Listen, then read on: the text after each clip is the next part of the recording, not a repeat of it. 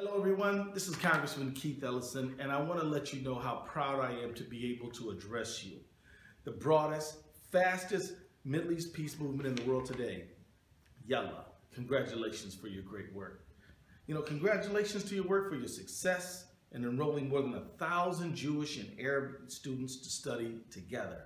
Very important that we bring people together and not exclude them, not have them turned against each other, but have people turn to each other. So I'm grateful for you and the work that you do, and congratulations to all of you for joining YaLa Young Leaders and connecting each other across national boundaries. Very important to unite that way. The conversations and the debates that are critically important, and you guys are shaping the future of your region. And your region needs your leadership, and you're stepping up and offering it, and we're grateful for that work. As a member of Congress, I've been to nearly every country in the Middle East. I've, of course, been to Palestine and Israel, but I've been to Saudi Arabia, Jordan. I've been to Nouakchott in Mauritania, and to Yemen, and to the UAE and the Gulf states and Iraq, all the way to Afghanistan and the entire region, Turkey, many more than that. And I can tell you that the region is bubbling with dynamic, creative leadership that is ready to help serve the world. All I want to do is urge you and encourage you to keep up the great work that you're doing, to understand that debate, dialogue, and engagement are the key. You all have the answers right in your hand in the work that you do with YaLa. So peace requires diverse voices.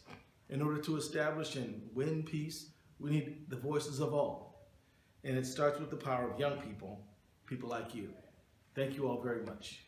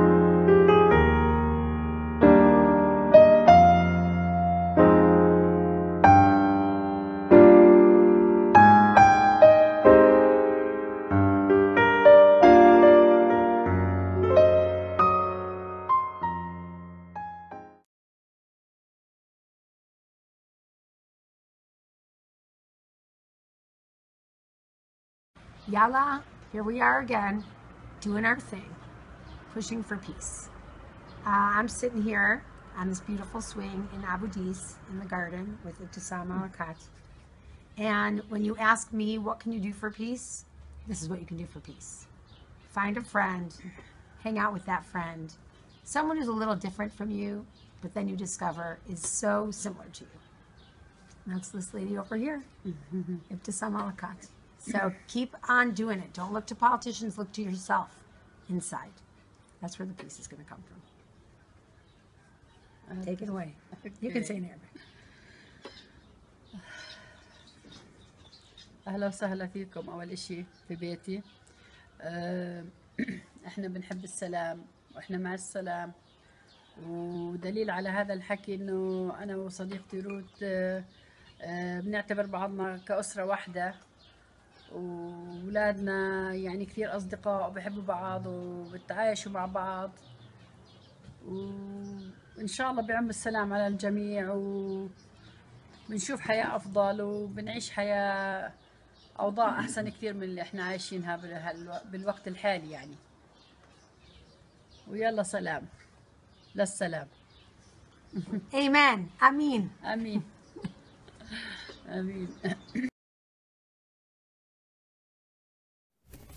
Hi guys, my name is Ronnie Edry from Tel Aviv, Israel. I'm the founder of a project organization called The Peace Factory.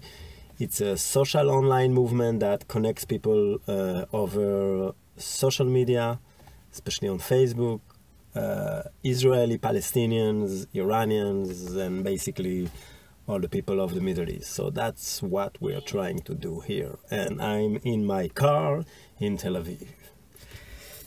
I'll try to answer 3 questions. What is the power of social media? What made you start the page? And what is your vision for Peace 2020? So let's start with what made you start the page? What made me start the Peace Factory, basically?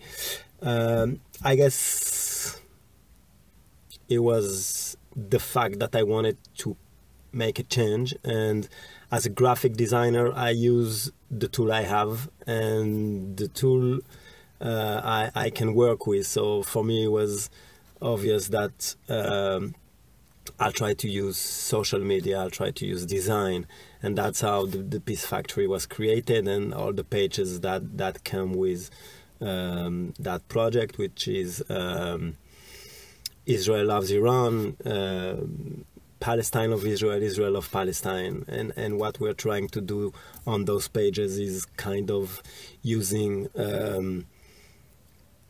visual communication, design to show the good thing happening in the Middle East, the good thing happening between Israeli, Palestinian, kind of rehumanizing the people of the Middle East, and also create connection between people that don't have friends from the other side. So we use Facebook to make Israeli have friends. We use Facebook to make Israelis get friends with Palestinians, with Iranians, and vice versa, and so on and so on. And because we use social media, it's really easy for us to access a lot of people. We're working on big numbers. Sometimes we have 2 million views on our pages, and the goal is really to have as much as we can of making new friendship. Okay, what is the power of social media? I guess I already answered that one. The power of social media is basically the fact that we can access a lot of people in one time. And I mean, a lot of people in the Middle East, a lot of people in Israel, in Palestine, do a lot of work, a lot of project. Some people with foot on the ground go march, make planting trees, meetings, women meetings, football meetings, whatever you want. And basically what we do is we're trying to use all those things happening and make them visible. So we use their image, there's people sending us images, and we promote and we show the good stuff that's happening in the Middle East. You can think of the Peace Factory as kind of a advertising agency for peace. We advertise peace like it's a product. We show it, we send it, we sell it, we make it look sexy and cool and nice, so people want peace. That's what we do. What is your vision for peace in 2020? First, I hope it will be over. I hope we will not even remember that we had war in 2020. But it's in 4 years, so I guess that's not gonna happen. But one can hope. if to be not to aim too high, for me, the goal in what we do, for me, something that I can think that can happen will be to be able to create friendship between all Israelis and all Palestinians on Facebook. So first we have to have all Israeli and all Palestinian on Facebook, and then we have to get them connected. We've created so far, you can say, like thousands of connections, and we're working on that. So I hope that we can have at least for each Israeli, one friend from the other side. If it's a Palestinian, if it's an Irani, if it's someone from Lebanon, from Egypt. And that's how we rehumanizing, that's how we showing the other side, we're creating connection, because we believe that when people see each other and talk to each other, even if it's on social media, it's really hard after that to keep on hating. So that's it. I hope I wasn't too long, and I believe it will be cut. So just to my name is Ronnie Adri. I'm from Tel Aviv, Israel, and I'm the founder of the Peace Factory and all the pages that goes with it, which are Israel Loves Iran, Palestine Loves Israel, and so on and so on. Have fun, guys. See you. Peace.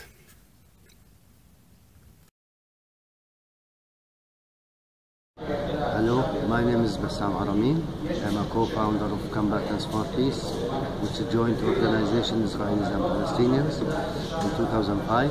I'm also a spokesperson of the Parent Circle, Bereaved Israeli Families and Palestinians for Peace and Reconciliation, because I lost my daughter in 2007. My message to YaLa young leader from all over the world, that we are the young people, we are the hope of our people, the hope of the world. We are the future of the world, and the future, it's our next behavior. Let us change the behavior and start to look forward to create our future. We need to release ourselves from the past and its pain, to look forward everywhere, to improve and to develop our life. Let us start to make peace and reconciliation. Israelis and Palestinians in Africa, in the Arab world, everywhere. And as I said, how we said in Arabic, نحن الشباب لنا الغد ومجده المخلد. So we are the hope, and let us be. Let us not let our people down, because they trust us, and we can make it.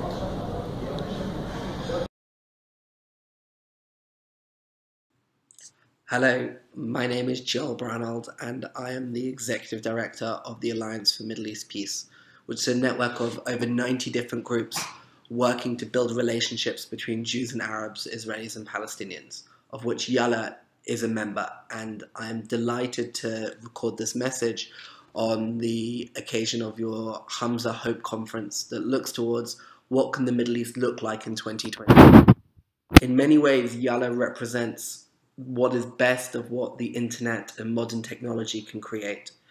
Here we have a community that is connecting, that is breaking barriers, breaking stereotypes, enabling people to communicate in situations that without technology there would be no ability for people to have this level of interaction, decrease dehumanization, and really create tolerance. And YaLa has done a remarkable work about bringing people from around the Middle East and North Africa to be part of this incredible online community. Whether it's online or the offline activists, you've created something that truly you should all be proud of. And when we look for sources of hope across the Middle East, YaLa is definitely one of those things that people can point to about what we can all look forward to in a Middle East that looks less combative and more communicative and cooperative. As you look forward and you try and work out where you hope and what your vision for 2020 is, remember that 10 years, 20 years ago, no one imagined the rise of social media or technology that has basically changed the way that all of us talk to each other and communicate. The shibboleths of yesterday fade away as we try and look at the opportunities for tomorrow. So don't let the structures or the challenges or the naysayers of today destroy your hope for tomorrow. And ensure that as you look forward to your conference, your realism should ground you while your optimism leads you. Best of luck with your conference. My name is Gershon Baskin.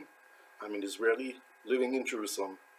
I've spent my entire adult life for the past 38 years bringing Jews and Arabs and Israelis and Palestinians together to work together for peace. I think that today we all suffer in the region from a sense that there are no partners for peace on the other side. This is certainly the reality for most Israelis and most Palestinians. I speak to Israelis from all over Israel and Palestinians from all over Palestine almost every day. I hear the same thing from both sides. They say to me, I want peace, but they don't. We have no partners for peace. This crying out of a sense that we all want peace, but the other side doesn't, has to be faced directly by all of us and say, yes, we do have partners. Yes, we have to prove to each other that we're partners. Our leaders spend too much time proving on a daily basis that the saying we have no partners is true. Both the government of Israel, Palestinian Authority, and others on both sides of this conflict, on all sides of the conflict, make a lot of hatred, create a lot of enemies, create the belief that peace is not possible. But we activists working for peace have to stand up and say, it's not true. There are partners for peace.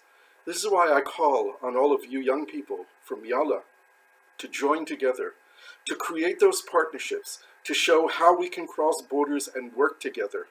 There are too many people here on all sides of the conflict who are working for what they call anti-normalization, who are boycotting, even people like myself who are working for peace. We can't allow ourselves the luxury of boycotting those who are working for peace. I have worked my entire life against the occupation. I have worked for Palestinian freedom. As an Israeli, I say I am pro-Israel. I am also pro-Palestinian because I don't know any other way. It makes no sense to me as an Israeli for me to want my neighbors to suffer. I don't want Palestinians to suffer. I don't want Israelis to suffer. The only way we can break down the barriers and bring ourselves to a negotiated agreement for peace is for us and the grassroots in all parts of our societies to reach across those conflict lines and say, I will not fear. I will cross those lines. I will join hands with people on the other side. I will work with them. I will bring others together with me to work for peace. This is something that we can do. We have to rebuild the partnerships for peace. This is our job. This is our challenge, and together we can do it.